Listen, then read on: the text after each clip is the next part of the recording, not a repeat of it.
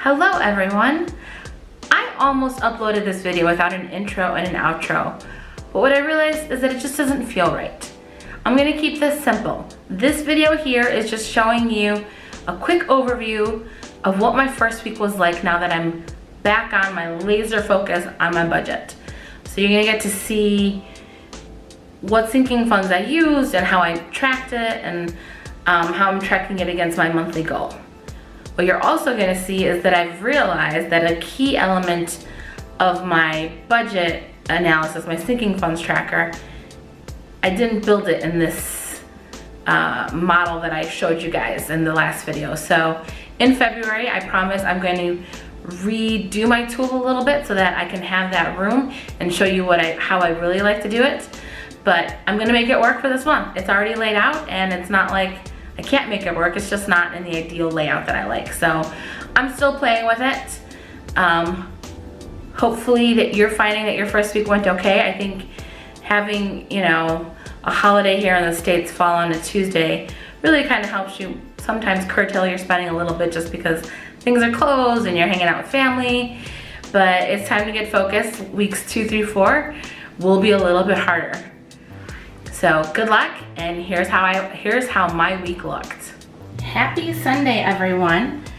I wanted to get on here and walk you through what I do at the end of every week for my budget. So what you're gonna see, this is my sinking funds tracker, and I've covered, I mentioned that I put in how much I wanna put in every month here. So I've covered that and some of my other numbers, totals.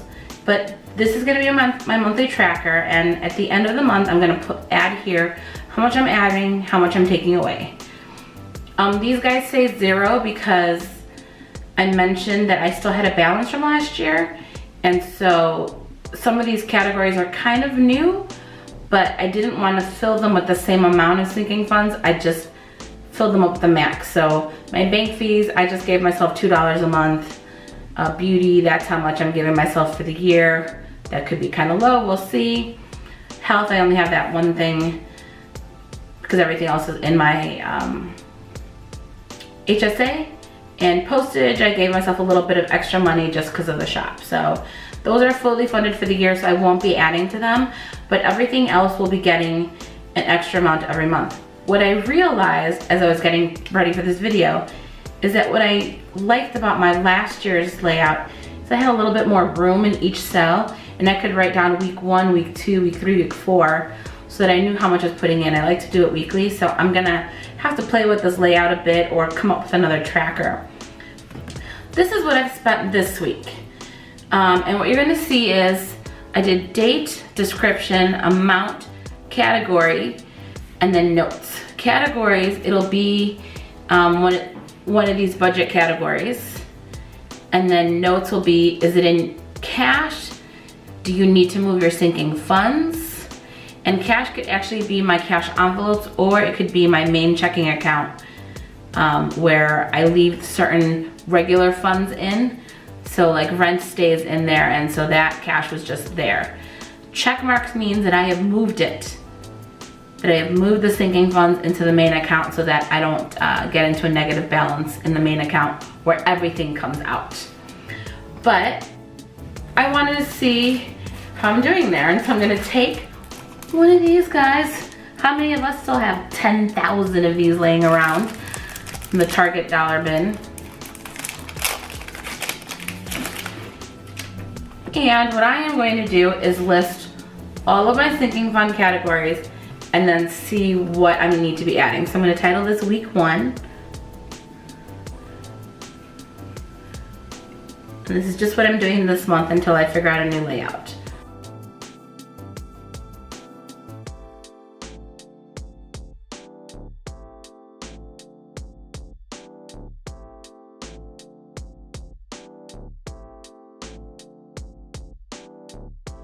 And so these are my sinking fund categories. I'm gonna add one here for cash, and this is gonna be for things like the utilities, my rent, can't think of anything else right now, groceries, anything in my cash envelopes or that stays in the main account, just so that I account for it. so that I know that I've got this balance. So first thing I'm gonna do is I am going to mark off this first week, and I think I'll use a wash sheet.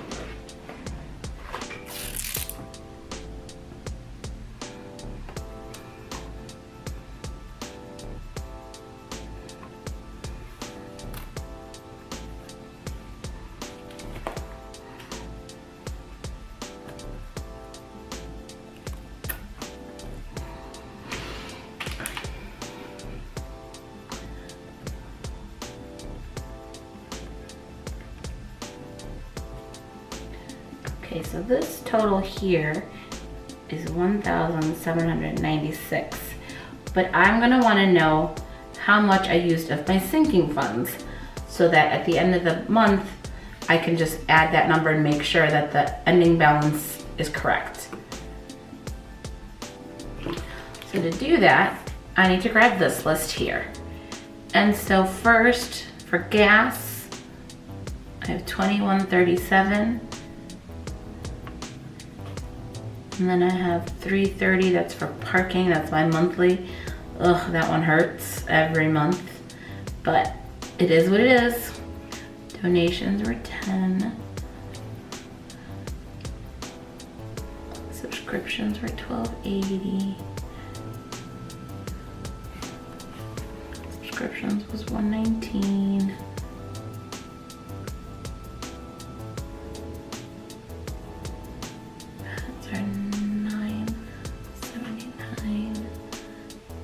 My Etsy shop.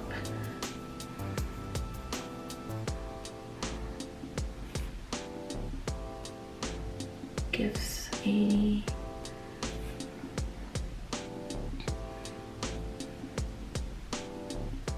Gas is 39.53.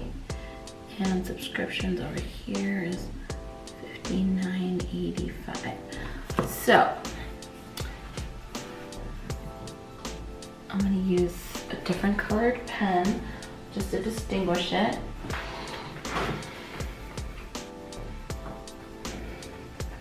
And I'll use a red. So normally, the way that I like to do this is that this guy here would have enough room, and in the negative I'd have week 1 and I would add whatever the total was. So for week 1 under donations, I would say minus 10. So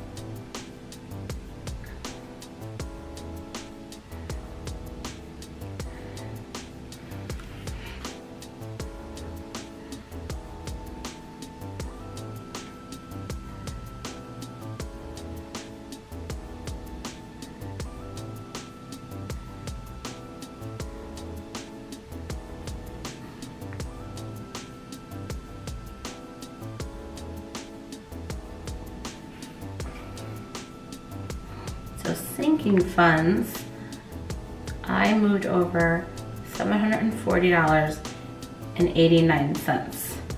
My cash here then, that is money that I had in my main account or in my cash envelopes, I have therefore removed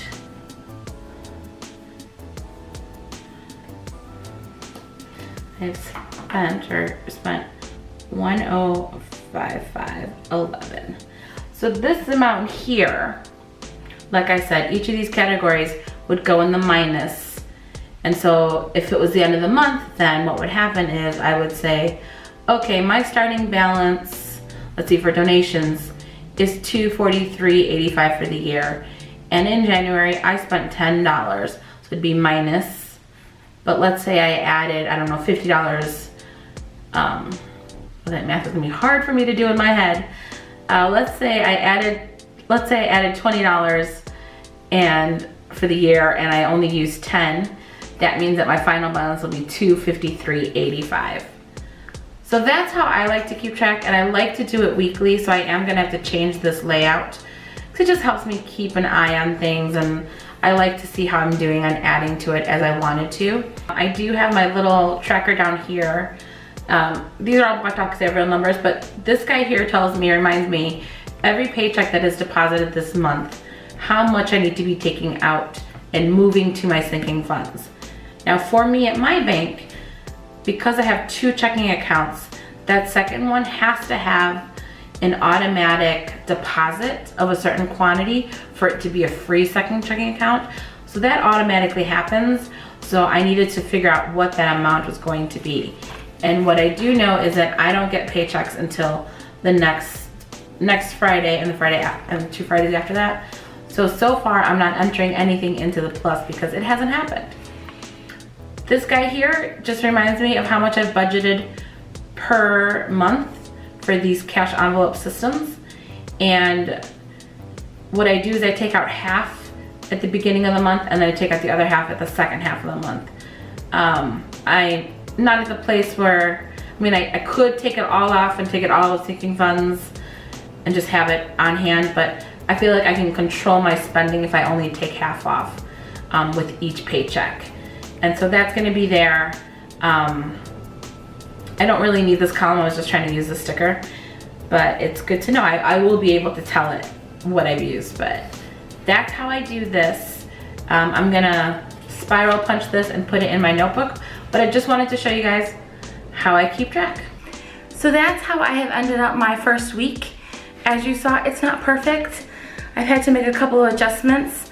I will say that even now there are things that are still kind of starting to hit that were from before the new year that I think were from my Target account because it takes from my debit account and it posts a little bit later, and I forgot to write them down. So I've had to make a couple of movements, and it's okay. This first month is all about trial and error. Hopefully you have figured out your first month and it's going okay, so it's not anything, not any major surprises.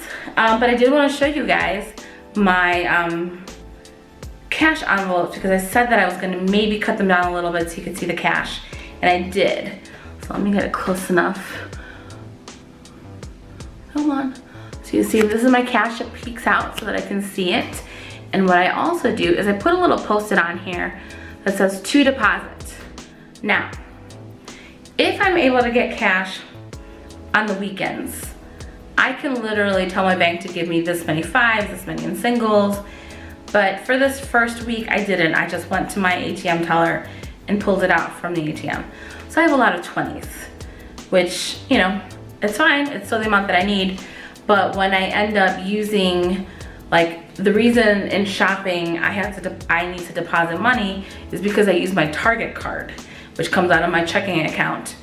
But this is the cash I have allotted for that. So I need to put in the money that is gonna come out from the Target card. So, it can get a little tricky that way. I prefer to be able to go on the weekend or a time that I can get to the bank when it's open so that I can delineate what kind of cash I want.